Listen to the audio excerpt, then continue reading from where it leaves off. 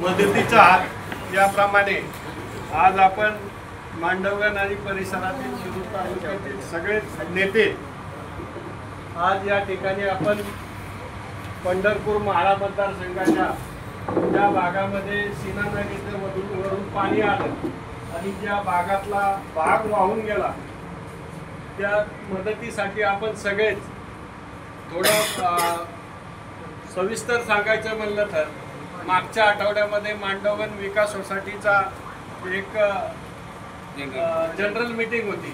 मीटिंगमध्ये सोसायटीचे चेअरमन या ठिकाणी कोणी तात्या आहेत. तात्यांनी ज्यावेळेस तिथं काम करत असताना अतिशय चांगल्या प्रकारचं काम करत असताना त्यांनी सांगितलं की बाबा मी ठराव मांडला त्या ठिकाणी की हे जो कपडा आहे हा पूरग्रस्तांना मांडा द्या.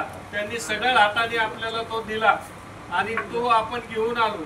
या ठिकाणी घोडगंगा सहकारी साखर कारखान्याचे माजी व्हाईस चेअरमन शिरूर तालुक्याचे लोकनेते आदरणीय दादा पाटील फराटे, मांडवगण विकास सोसायटीचे चेअरमन आदरणीय गोविंदतात्या फराटे, दुसरे घोडगंगा सहकारी साखर कारखान्याचे माजी व्हाईस चेअरमन बाबासाहेब फराटे, मांडवगण फराटा आणि पोलीस पाटील संघटनेचे अध्यक्ष बाबा पाटील फराटे, मांडवगणचे विकास सोसायटीचे माजी चेअरमन प्रभाकर अण्णा गाडगे, जिजामाता महिला सहकारी बँकेचे संचालक आदरणीय अंकुश अण्णा, संग्राम शेठ, ज्येष्ठ नेते अंकुश अण्णा, उपसरपंच अमोल शितोळे, अक्षय दादा असतील, माजी व्हाईस चेअरमन, सगळेच जवळजवळ पहिल्यापासून आम्ही म्हणजे आबांच्या धाराशिव साखर कारखान्याची पहिली मुळी मी, आबा, संग्राम शेठ, राहुल आम्ही सगळे होतो. त्याच्यानंतर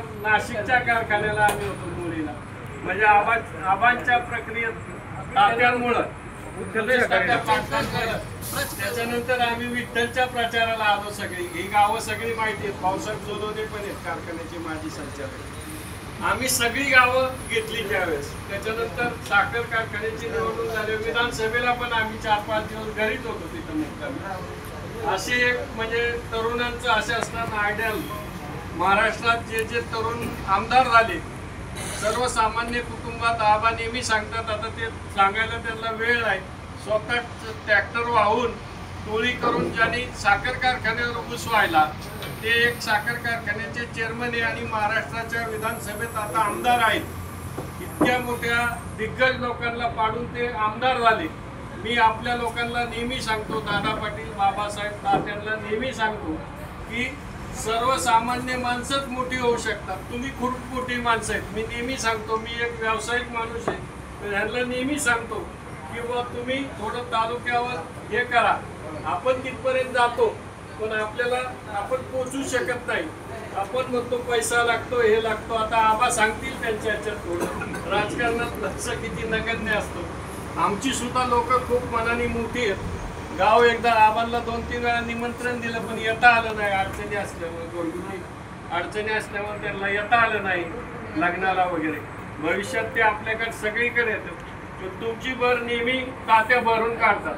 तात्या मुंबईला नेहमी 4-4 दिवस थांबणार. प्रत्येकाच्या घरी येऊन जातात तात्या म्हणजे सुरेश तात्या पाटील आबांचे सासरे नेहमी येतात ते. आणि पुढील काळात आम्ही जी मदत केली त्याचं ऋण म्हणून आम्ही अजून पण काय असेल तर आम्ही अजून मदत करू. आणि भविष्यात आमच्या तरुणांना भेटले तर त्यांना आधार द्या, ओळख द्या आणि आमच्याकडे भेट द्या. खूप मोठी सोसायटी आहे मांडवगण सोसायटी, जिथं 100-125 कोटी. तात्या तर सांगतीलच. आता त्याचे चेअरमन आहेत तात्या, ते तर ते सांगतीलच. खूप मोठी संस्था आहे. एक साखर कारखाने एवढी संस्था आहे. चांगला वसूल आहे. बागायती गाव आहे. 8,500 एकर क्षेत्र आहे गावचं बागायती. जवळजवळ 1.5 ते 1.25-2 लाख टन ऊस निघतो त्या गावात. ऊस हे मुख्य पीक आहे. भीमा नदीच्या कडेला असल्यामुळे 100% बागायती आहे.